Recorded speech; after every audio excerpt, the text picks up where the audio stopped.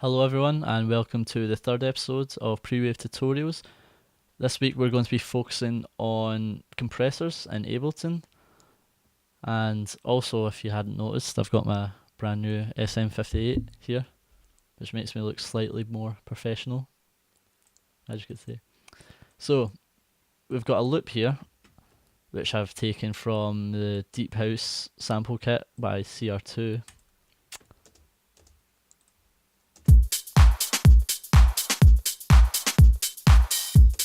Pretty basic loop. And first we're going to start off with Ableton's own compressor, which I was slightly messing about with earlier. Probably could just do that. There we go. So, what does compression do? Basically, you can see here you've got your kick, which is pretty much taking up a lot of the signal.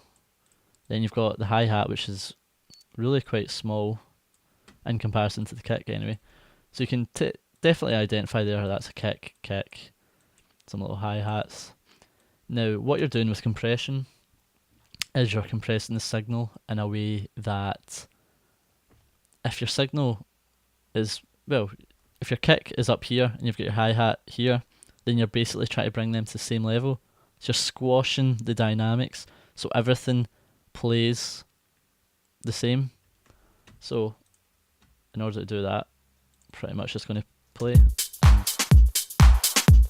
So the threshold here is basically where you're wanting the compressor to sort of kick in and take action. So you can see a bit of movement here. This is, well, there we go, gain reduction, which is bringing the signal down. And the more I increase, the more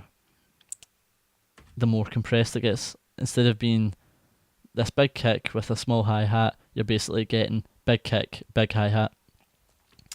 But that's because the makeup gain is on, which is an automatic, by however much it goes down, it will automatically bring that up. So take that off just now. Now that's pretty extreme, but that's in order to just show you what compression is doing.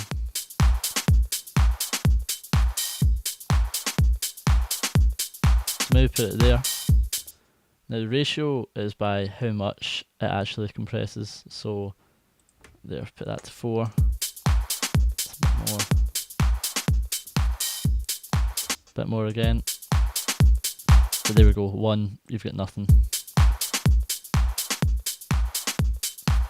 So this is pretty much just due to preference. If you just sort of mess around with it, maybe you've got a nice ratio like 6:1, but then you'd mess around with the threshold again. But this is also dependent on the attack and release times. So basically, that is, the attack is how quickly the compressor is going to act. So if we put this way up to 1 second, then that basically, by playing this audio clip, then there we go, wait a minute. Down there reads 1 second. So it's going to take 1 second to actually start compressing the signal. So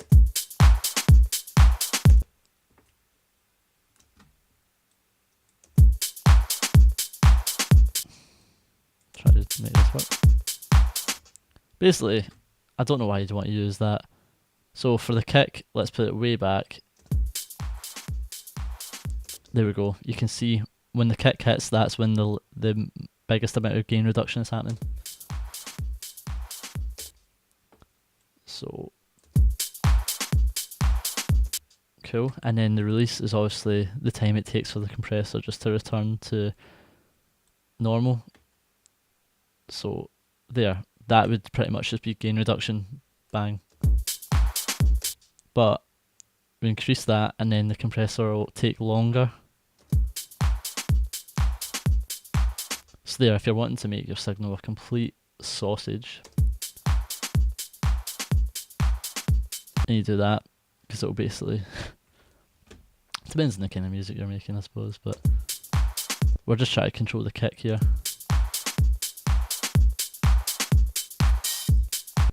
Cool. And pretty much then you might bring up your output level.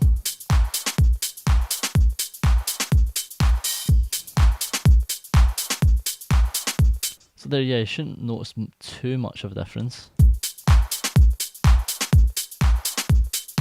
Slightly, but that's down to what kind of compression you're doing. If you just want to control the peaks, which is this function here, and the RMS is for your average time. So your peaks are your transients, your peaks and troughs, and your RMS is over a certain amount of time. So it's all dependent. RMS is much smoother and you won't be able to tell a signal is being compressed that much. But if you're solely dealing with transients, then peaks is where you want to go with, because you can get some odd spikes, preferably when you're recording, I should say. Sometimes stuff can happen and you'll get a massive spike. So if you want to control that, then use a compressor to squash that signal. So I would move on to the glue compressor next, but just as a quick demonstration, I normally use the R compressor just because it sounds really nice. And the idea is pretty much the same, to be honest. Look, there you've got your thresholds, you've got a ratio, your tat release, and then your output gain. So there we go. And you've got this gain reduction part here.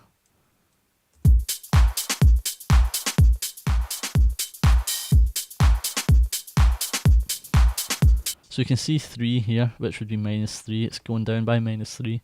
So then you might bring the gain up to around 3 decibels.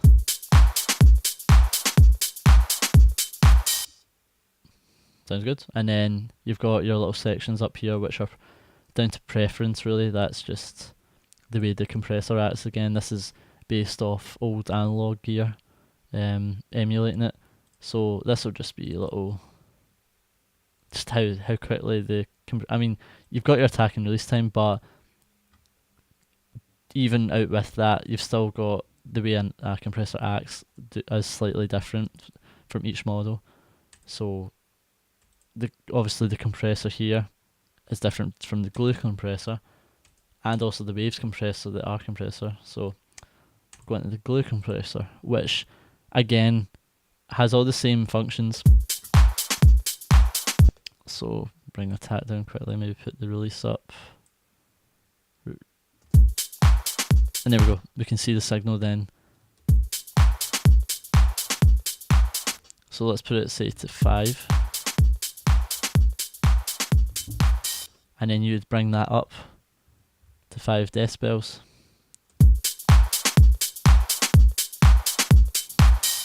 However, as you can see, the clap is slightly clipping here. So depending on what you're trying to achieve, you've got this little clip button here, and if you if you click in soft clip, then that actually limits the signal, and that actually works a lot better than Ableton's own limiter.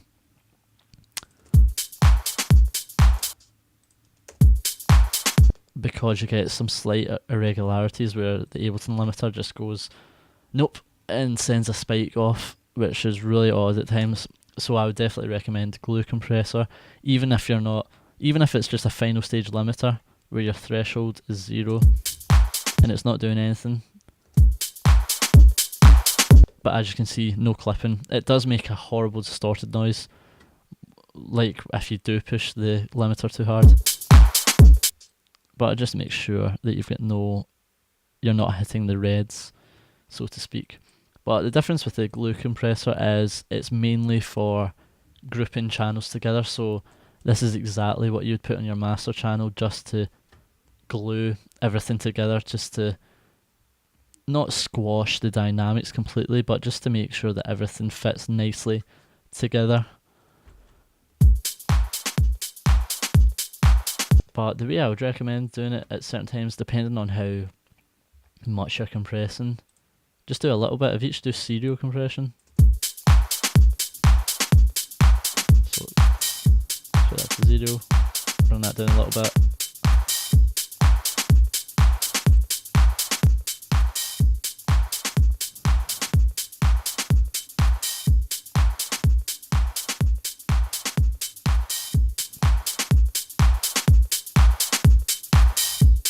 Perfect.